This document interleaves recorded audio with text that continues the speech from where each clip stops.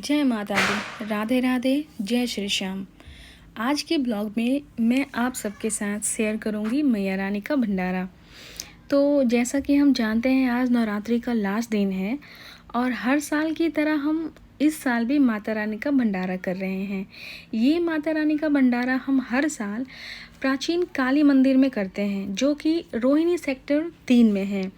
इस मंदिर को प्राचीन काली मंदिर के नाम से जाना जाता है और ऐसा कहा जाता है कि इस मंदिर में माता रानी स्वयं प्रकट हुई थी और यहाँ पे सभी भक्तों की मनोकामनाओं को देवी पूर्ण करती है। आप जो भी मांगो प्यार से, श्रद्धा से, माता उसको ज़रूर पूरा करती है।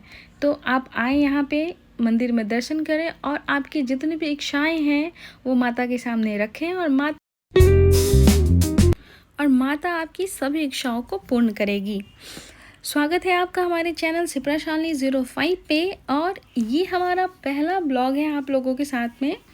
अगर आपने इस ब्लॉग को पसंद किया तो फिर मैं ऐसे ब्लॉग से आपको एंटरटेन करती रहूँगी, ऐसे ब्लॉग्स आप लोगों के लिए लेके आती रहूँगी जिससे आप लोग एंटरटेन हो पाएँ। चलिए करते हैं अपने ब्लॉग को कंटिन्यू। और तो सबसे पहले हम गए माता रानी के दर्शन करने। माता रानी का दर्शन इतने अच्छे से हुआ कि दिल खुश हो गया। माता रानी के दर्शन करने के बाद जब हम वापस आए तो फिर हम भंडारे के लिए इंतज़ार करने लगे क्योंकि हमने यहाँ पे भंडारे का ऑर्डर दिया हुआ था। ऑर्डर दे के फिर यहाँ पे भंडारा बनवाया जाता है और आपको सिर्फ वहाँ जाके और उसको डिस्ट्रीब्यूट करना होता है। आप देख सकते हैं कि हमारे भंडारे का प्रसाद आ चुका है। तो भंडारे के प्रसाद आने के बाद हमने सबसे पहले प्रसाद माता रानी के लिए निकाला।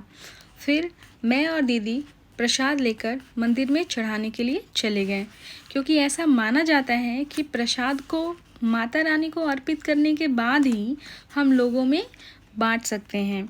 मैं और दीदी दोनों ही माता रानी को प्रसाद चढ़ाने गए और बाकी बचा हुआ जो प्रसाद था वो हमें वापस लेके आना था क्योंकि बचा हुआ प्रसाद हम भंडारे में मिक्स करेंगे तो वो पूरी तरीके से प्रसाद बन जाएगा और फिर लोगों में डिस्ट्रीब्यूट करेंगे।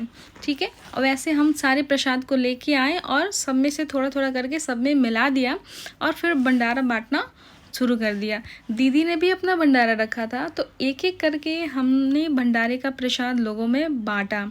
भंडारे को खिलाने में, भंडारे का प्रसाद खिलाने में एक अलग ही प्रकार का सुकून मिलता है।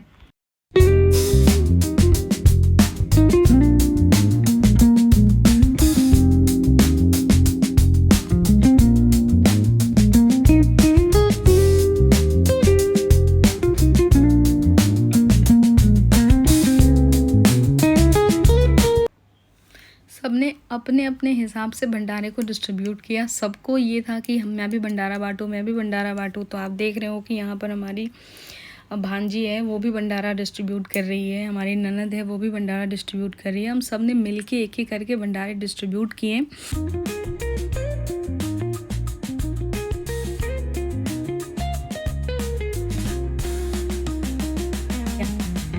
इधर मेरे हस्बैंड और मेरा बेटा भी अपने टर्न का इंतज़ार कर रहे थे कि उन्हें कब भंडारा बांटने का मौका मिलेगा, लेकिन अभी तक उनका नंबर आया नहीं था। फिर मेरी जेठानी को भंडारे की खुशबू से इंतज़ार नहीं हो रहा था, तभी वो आके बोली भाई मुझे भंडारा दे दो। फिर उन्होंने प्रसाद खाया और उसके बाद हम सब शॉपिंग के लिए चले गए। ऐसा कहा जाता है क्योंकि धार्मिक स्थल पे कुछ चीज़ें ज़रूर लेनी चाहिए जैसे सिंदूर, बिंदी, प्रसाद। फाइनली सबको प्रसाद देने के बाद हमने भी प्रसाद खाया, फिर बच्चों के लिए कुछ खिलौने खरीदे, आइसक्रीम खाया और फिर घर के लिए निकल पड़े। अगर आपको हमारी ये वीडियो पसंद आई तो प्लीज़ लाइक, फॉलो और सब्सक्राइब करना ना भूलें। Thank you for watching. जय माता दी।